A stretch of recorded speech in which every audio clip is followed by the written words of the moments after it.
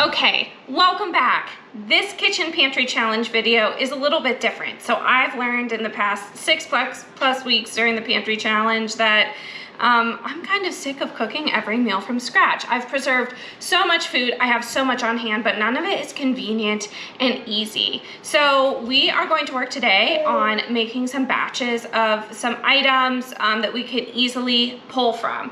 We're going to do a few different categories. So we are going to make a large batch of meatballs, cook them, and have those ready to go in the freezer. I'm going to try English muffins for the first time, which I'm really excited about. That is a bread product that I find freezes really well, so we'll make a batch of those, see how we like them, pull from those. In the snack category, we're going to be making some fermented dill carrots, which I'm really excited about. Something healthy, use up some of the produce we still have, and we'll have those for snacks. And then on the drink front, I love like a canned bottled beverage. So to reduce waste, to reduce cost, to make things here, we're going to make some like fruity ice cubes that we can either put in regular water or sparkling water. We have a soda stream here, but we can make those, just put the ice cubes in there, kind of make those flavored waters, which I much prefer to any type of syrup or anything like that. And then finally, we're going to make a low sugar lemon sweet iced tea, kind of trying to be like a Snapple dupe. So let's get started. Okay, we're going to get started with the English muffins since that will need to rise, and we can do the rest of our work while we're waiting on that. So it calls for lukewarm milk. So I just have put some milk in a saucepan, and here is a kind of a casserole that I put together tonight. Casseroles don't always have to be filled with cream of this and cream of that. You can make a healthy casserole. This is just a one dish meal that I threw together this morning. I had some shredded chicken, so I just threw in some zucchini, some kale. What else do I have in here? Some potatoes, and then I mix up some pesto with a little bit of milk and kind of just poured that over and seasoned it. So we'll just get that in the oven so we can have dinner here. 5 o'clock Hannah or 6 o'clock Hannah is really appreciating 9 a.m. Hannah right now. I'm glad that I got that out of the way. Okay, while we're waiting on the milk, let's get the rest of the ingredients measured. This is one of those really simple recipes. That's what caught my eye. You just combine everything, no specific order. All right, so we'll start with 540 grams of flour, 3 tablespoons of softened butter,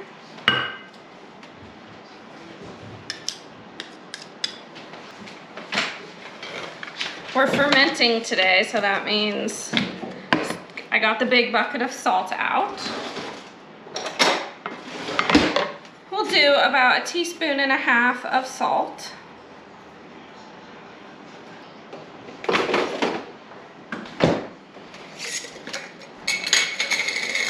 Two teaspoons of yeast. And then we just need 1 large egg and some lukewarm milk. So I might turn up this milk a little bit, and I'm gonna run out and get an egg. Another win of this evening's activities is that I'm starting with an empty dishwasher, so we'll just load it up as we go. All right, so I got an egg, just washed that. Beautiful, it's awesome now that our flock is really laying again since the days are longer, to make more recipes like this. I don't know about you, but this is definitely my favorite attachment for the KitchenAid. This kind of rubber scraper really does the job well. Okay, while we're waiting on that milk, we'll get this bowl just lightly oiled. And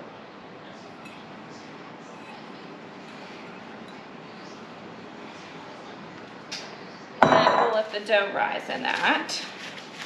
Got out our beeswax cover to put over top.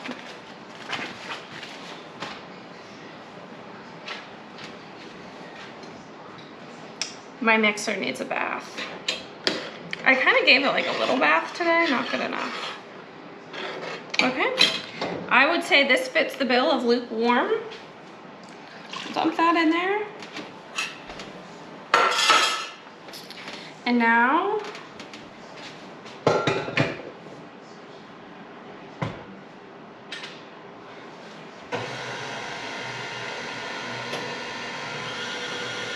we're just going to let the machine do the work. Okay, next up we're going to work on our meatballs. All right, I like my meatballs to be a mix of beef and sausage. I am going to be using beef. You've seen this before. We actually just recently bought this, a 10-pack of these, which this is a nice way to use those up.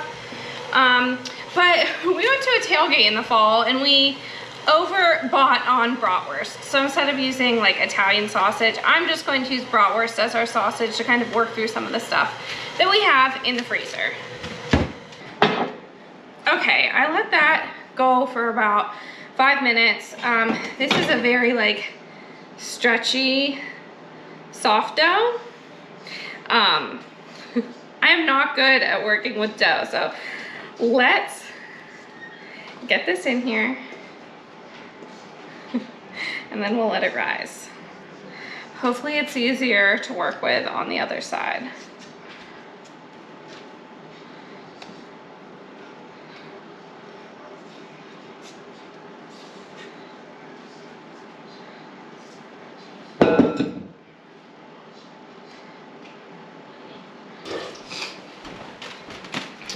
Okay, we will get this covered. I missed the sun today. That is the bet. We have really big windows here, and the sun coming in even on a winter day is like the best for bread to rise. So okay, we'll set that aside. Let's now work on our meatballs. So I'm gonna chop up some onions.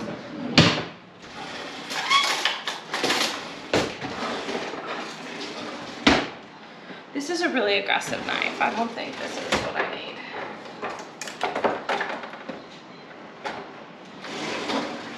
All right, much better.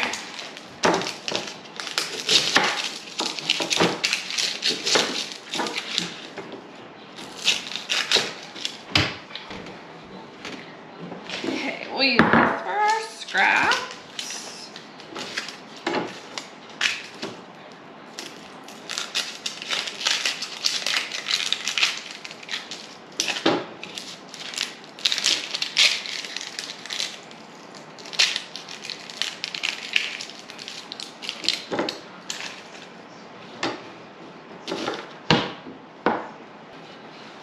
I brought up 2 onions. I feel like these are pretty large. I'll only use 1. Now, how much? I have 1, 2, 3. I have 6 pounds of meat here. I feel like that's gonna make a lot of meatballs.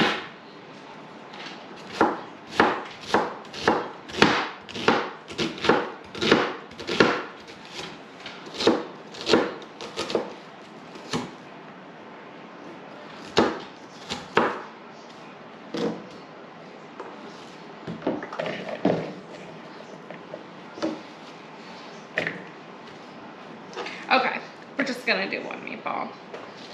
I don't know if this bowl is gonna be big enough. Ooh, those are some strong onions. Wow.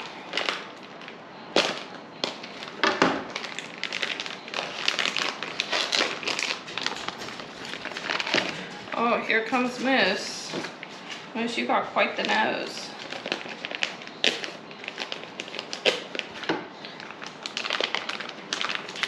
You can't beat the quality of this meat. This ground beef comes from a local farmer. So good.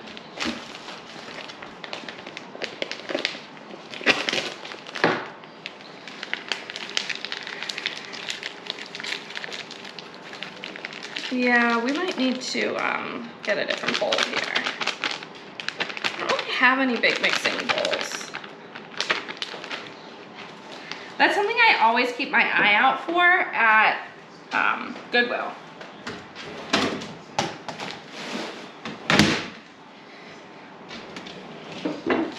All right, now the tedious part. Calls for a hair clip. I feel like I'm so trendy. Everyone uses hair clips. I don't, but I got one of these while I was out yesterday.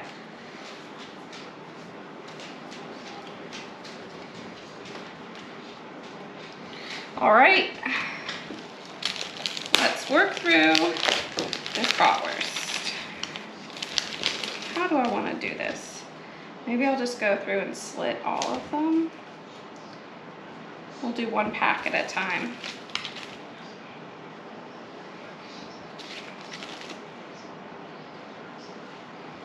Now, I'm not going to season these too much, like with, maybe I'll use some Italian seasoning, but I don't want them to be like Italian meatballs.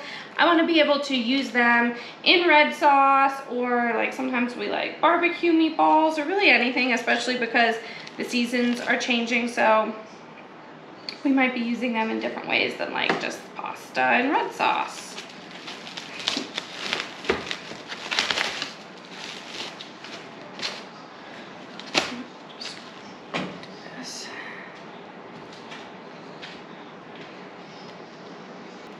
Wonder how, I'm so curious to see how many meatballs this makes. And what I'm going to do is, because I thought about portioning them out, then I feel like you use a lot of like packaging materials if I'm just putting like 6 meatballs together, because that's what we'll eat in a meal, or you know, something like that.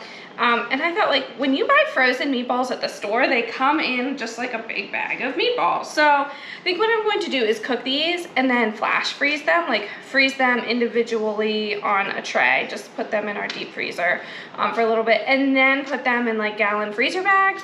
So it's the same concept. I can just pull out however many I need.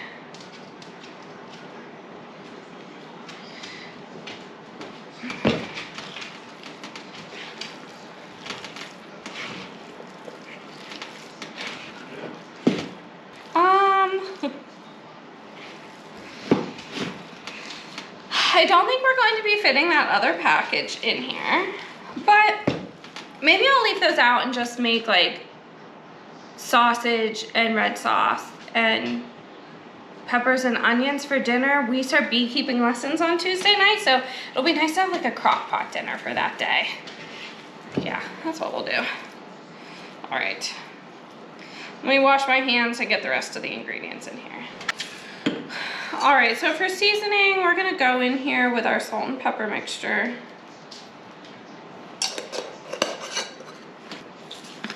And then, like I said, I'm not gonna do like Italian seasoning, but we usually like a little bit of spice. So I'm gonna put some pepper flakes in here. I think that'll be good.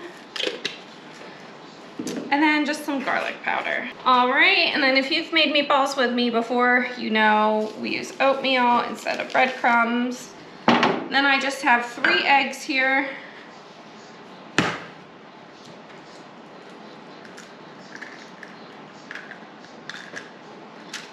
Our Easter egger who lays blue eggs, she's really being a workhorse as we're going into spring here, so we have lots of blue eggs.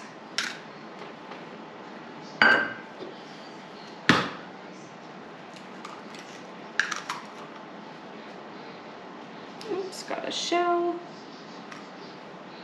All these eggs I've cracked, and I am still getting shells in there. All right, now we're gonna mix. This is so full. Oh, goodness.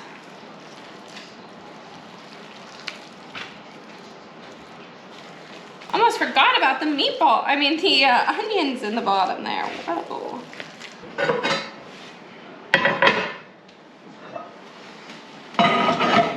Okay, so we have that good and mixed up. Washed my hands. Now I got some cookie sheets out. I'm just going to get like a cookie scooper because I think I want the meatballs to be kind of small. I think they're more versatile that way.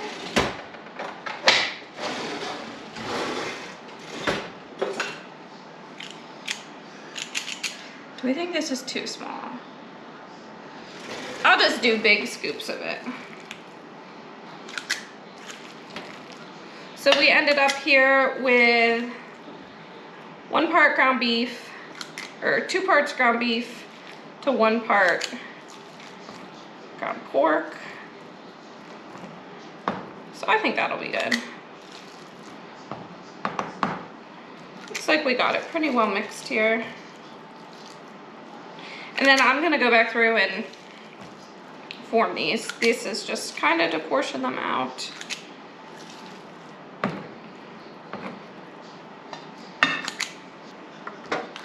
Definitely going to need more cookie trays. You know what would have worked? An ice cream scoop. Not that this isn't working, but it leaves something to be desired. Start. I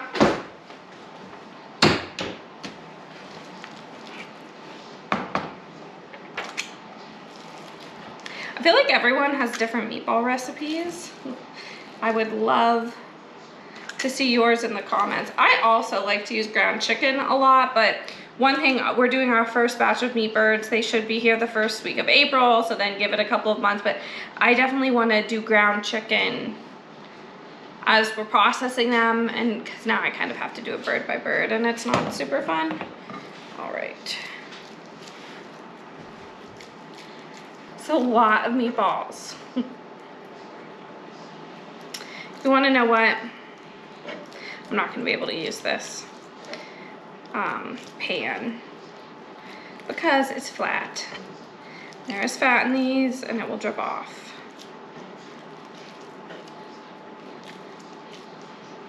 I think. All right, let's take a pause and reconfigure. Okay, we have some cookie sheets lined with parchment paper. And we're gonna get back at it.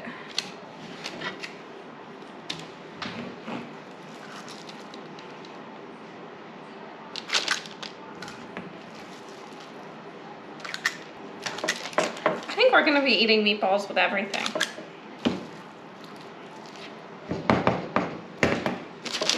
Now, another thing I will say is that I like to kind of pan fry and brown my meatballs first and then bake them, so they get a nice little like sear on them. I'm not doing that today because we have so many, but I feel like when I'm pulling them out of the freezer and just reheating them, that will be a good time to put them in the skillet if I want to.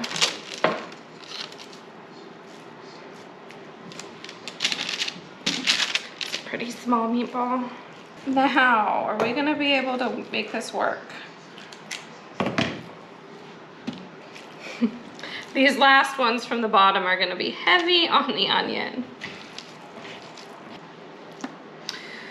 All right, so now I'm gonna get cleaned up here.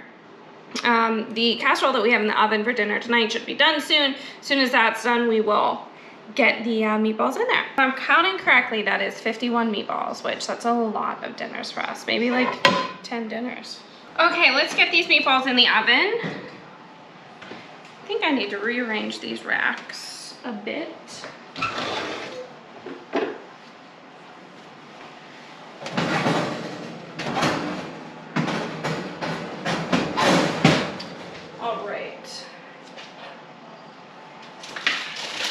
This last tray we had with some of the bigger meatballs on the top.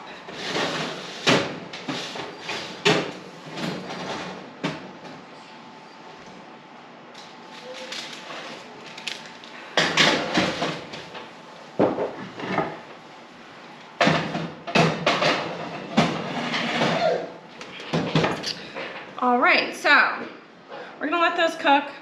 I'm gonna eat some dinner, then we're going to work on our fermentation project.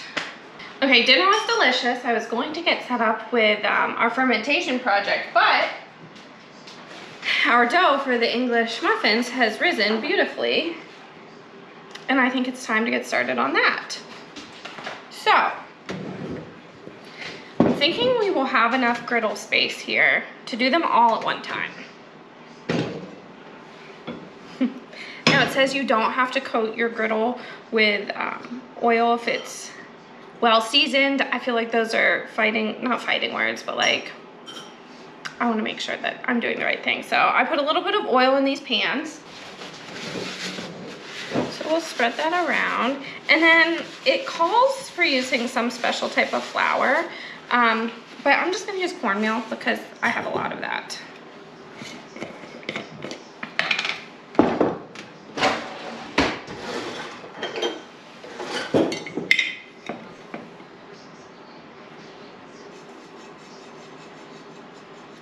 A little nervous. Just could be really good or really bad. All right, and we need enough space. I think it said 16.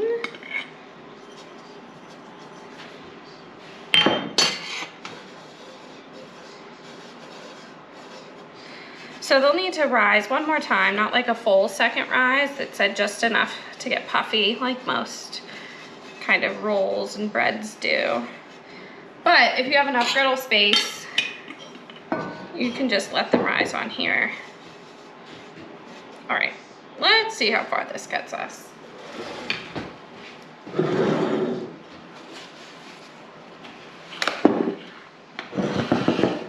I forgot to mention, for our iced tea, we have some tea steeping here.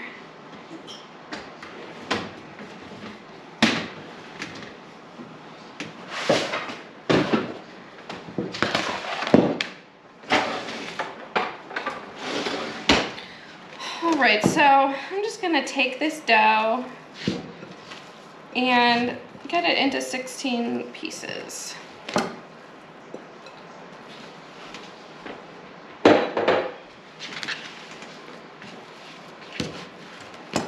This is just like the softest, most beautiful light dough. Okay, I think that makes 16. And then we're just going to shape them.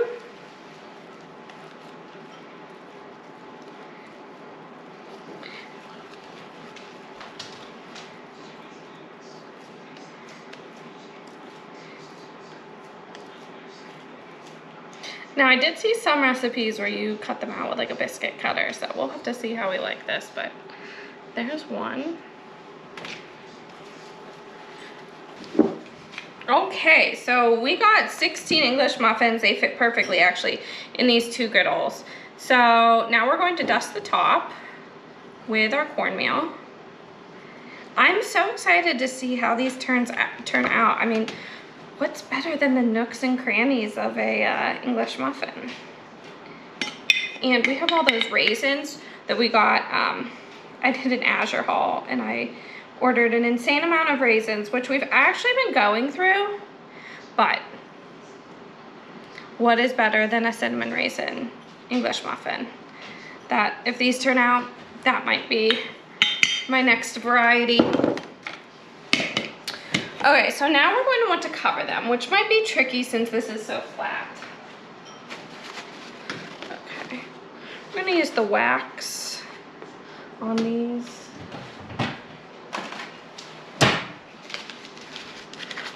Oh, I thought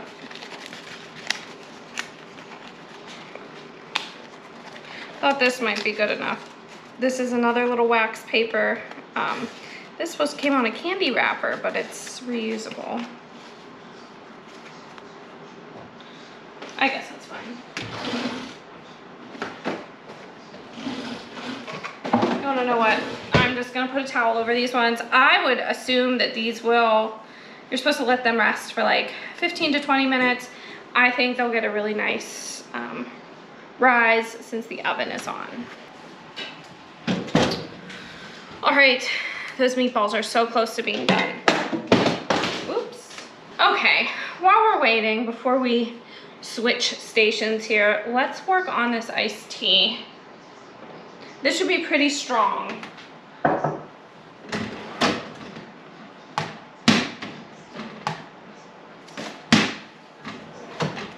Now my goal is to perfect this recipe so that I can start to make it into a concentrate and powder it, but we'll see.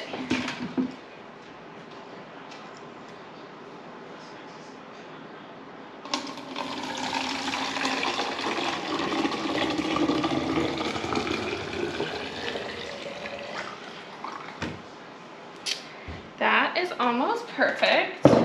And now you can sweeten this with anything, since I'm trying to replicate like the 0 calorie, 10 calorie Snapple.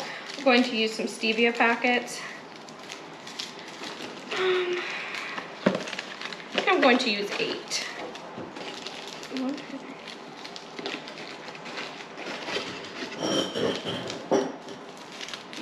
Now I'm waiting on one more seed order to come in, and then we can go through together everything that I'm growing this summer, but I'm going to try to go stevia. I'm really excited.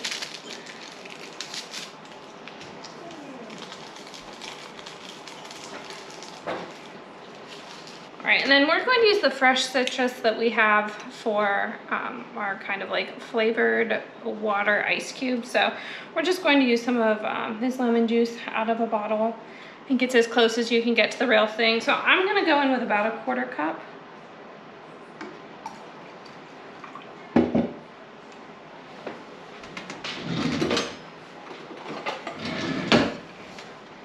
All right, let's stir.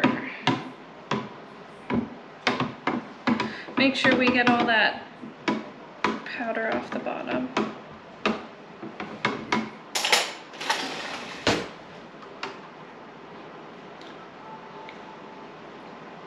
Oh my God, that like actually, that's crazy. That really tastes like that Snapple. I think we've perfected that recipe. All right, iced tea is done. Now that pitcher will only last us a few days, but like I said, we're going to think about how we can make this in larger quantities, and we're off to a good start. Okay, it is time for the meatballs to come out.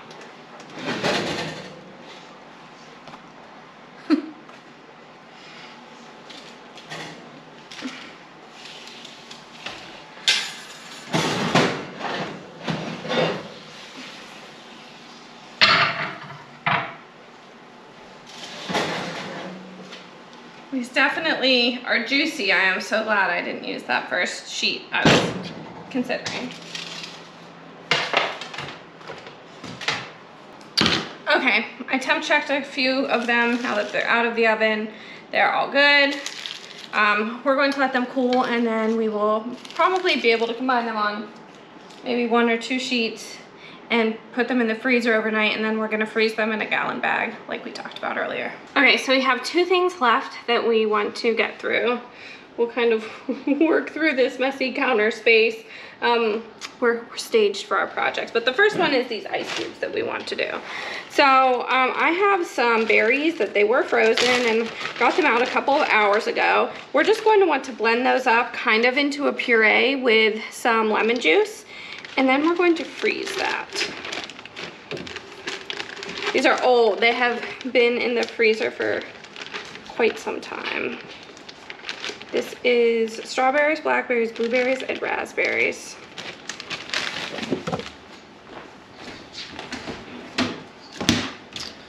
Right, now I have a few pieces of citrus that I think are salvageable here, but we'll see.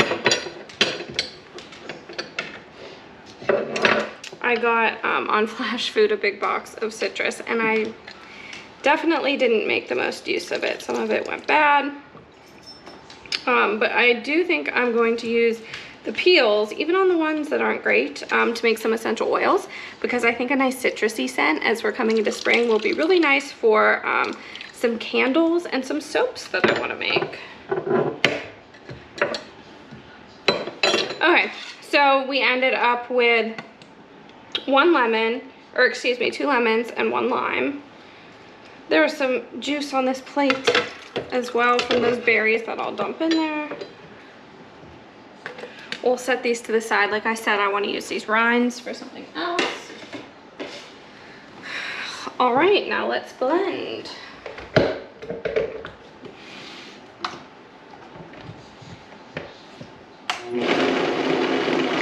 Okay, so we have these little ice cube trays here. I'm just going to pour these into each, top them off with water, and then we'll get these in the freezer.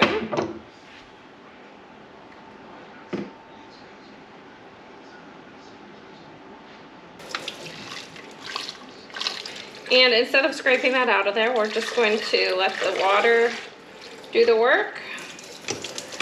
We got all this stuff off the sides. Now we'll take this water and fill these up even more. The color on these is beautiful.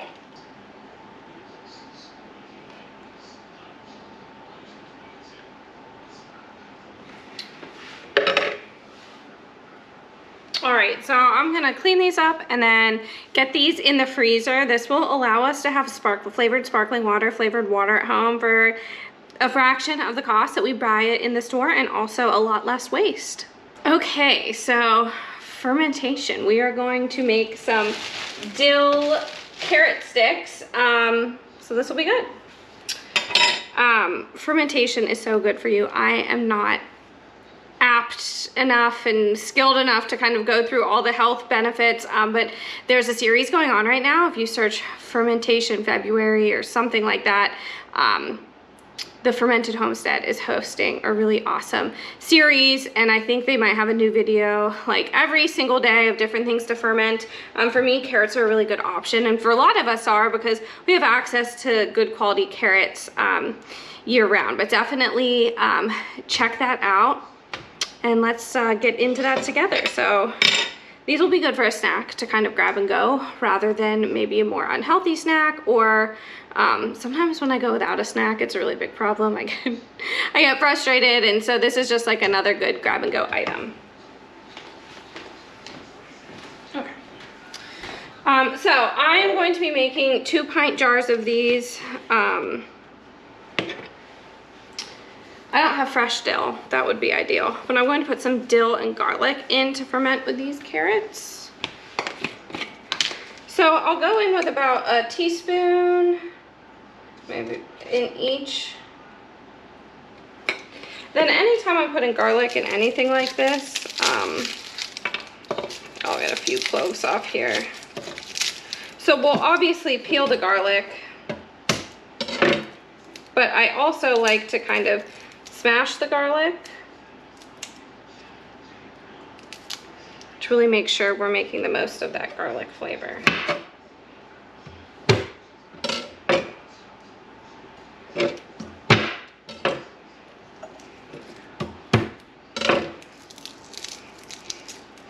My garlic is sprouting, oh no.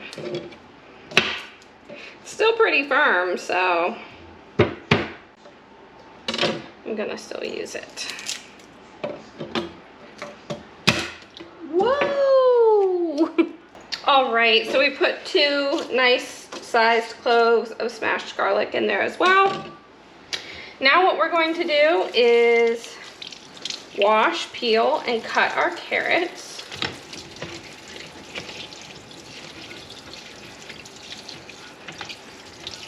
So you can see I have a lot more of where these came from, so we'll start out with these and go from there.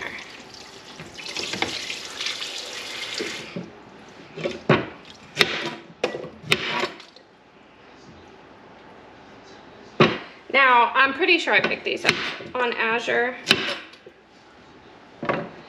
if I'm remembering correctly. Ugh, these are gonna be hard to peel. These ones are small. Oops.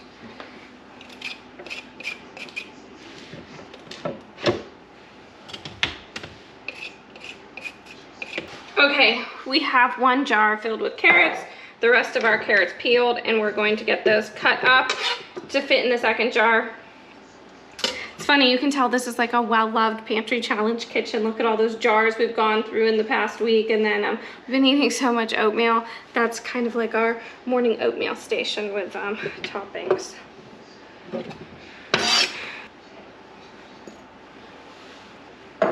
It's kind of like a puzzle getting, well, any of you that are canners too, it's the same thing. How much can you fit in there? With the length of some of these, I definitely could have done some quarts, but I was worried about fitting them appropriately. We have chicks in the garage. I'm not sure if you can hear them, but they're definitely very loud right now.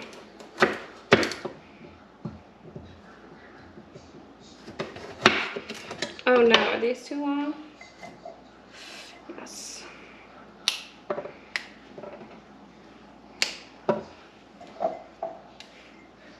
I was reading something online of people that are new chicken owners, and it's not like I'm like super experienced, but they were like, yeah, it was so funny. We thought we knew everything we needed to know, and the best part is that like chickens eat all your scraps. So they took their baby chicks, like baby chicks. They're leftover ribs. I thought it was hysterical. Because I was looking at these carrots and I even thought, maybe the chicks would like them. But I think they'll go to the big ladies just to be safe. Okay, so I think we have those pretty full. So what we're going to do next is get our liquid ready. So I've had this liquid sitting out for about a day. I am using my city water right now. We have city water as well as a spring here. We're having issues with the spring right now. So anyways, if you are on city water, you'll want to let your water sit out for a day or more so it can burn off any of those chemicals. But I have water sitting out here, and then next it just takes 2 teaspoons of salt and then stir, stir, stir. So our brine is 2 teaspoons of salt per 1 quart of water. Now, you never do get like the exact amount that you need of your water and salt mixture. And when I was watching Fermented February, I forget who suggested it, but they were like, just put a lid on it and save it for next time. So I thought that was a really good way to reduce waste. So we're gonna stir, stir, stir here.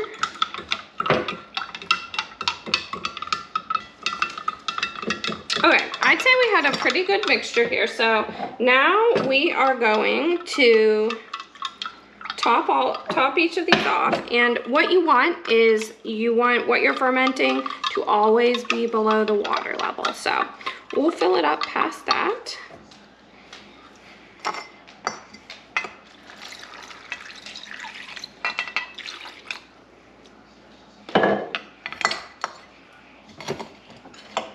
Carrots are a little taller in the second one. All right. Now, to keep everything below, there's a couple things you can do. You'll want to weight it down. I've used things like these. These are little weights, really helpful. I've even just used Ziploc bags before with water in them, actually with like your saline solution in it. But these were on sale recently. Had my eye on them, so I picked them up. These are kind of just like bungee weights, so spring weights that will keep it down because the density of these will change as it ferments. So we'll make sure all the vegetables are covered.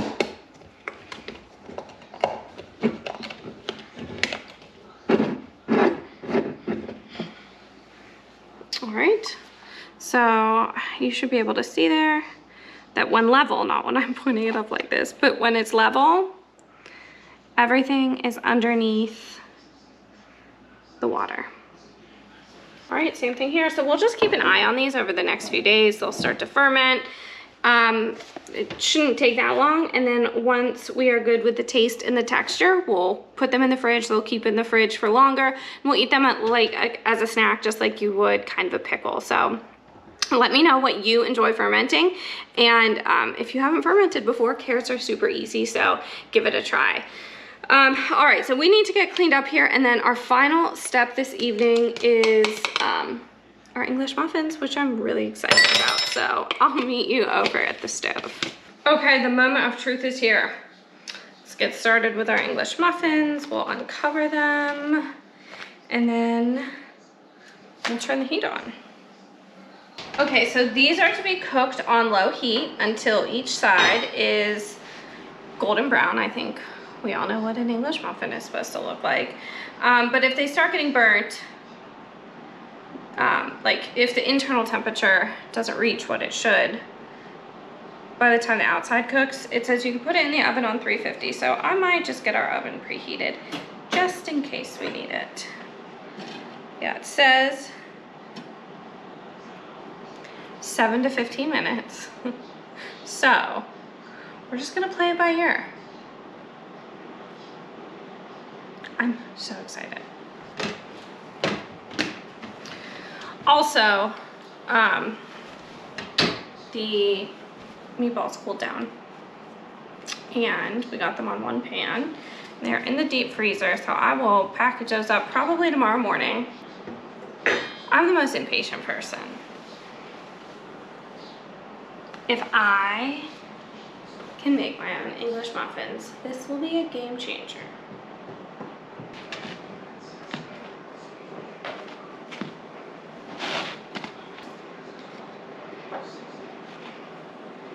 All right, these English muffins are actually doing so well. And on these, you go obviously by the visible cues with the browning on each side. We want the inside to be about 200. That one is done. One down. These other ones are very close as well. Now, I think this griddle got a lot hotter than the other one.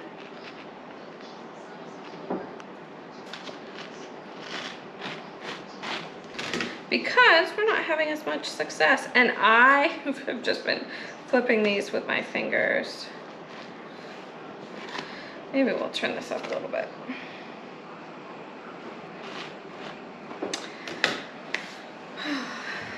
Cannot wait to try one of these. We are starting to burn. Now what I might do, because I think this middle burner is just like a stronger burner. Once these are done on here, because some of the cornmeal is burnt, I don't really think it'll be good to put these on the burnt cornmeal, but maybe I'll move that pan over. This one lone English muffin. Now, I will say, that one I think was bigger than some of the other ones. Oh my God, these are amazing. Okay.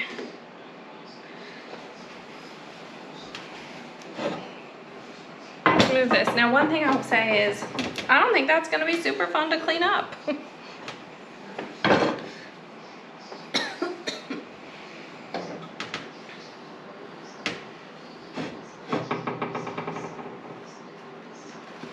Oh.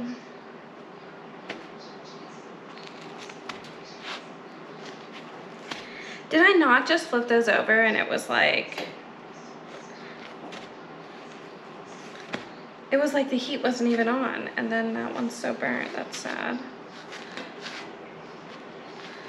That is sad. I think we can salvage that.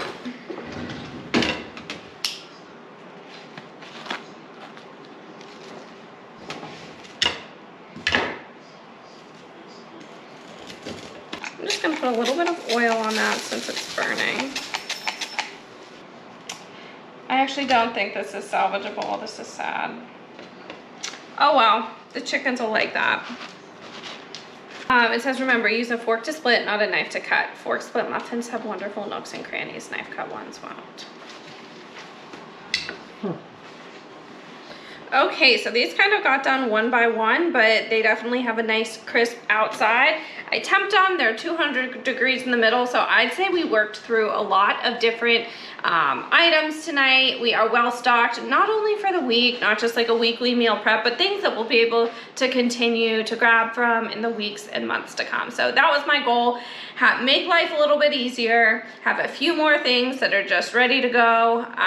So yeah, I think we did that. Let me know what your favorite from scratch convenience items are. I'm also going to be doing some soups this week, some pressure canning, so stay tuned for those. Shelf stable meals are awesome as well. So thank you, and let me know if you try any of these recipes out.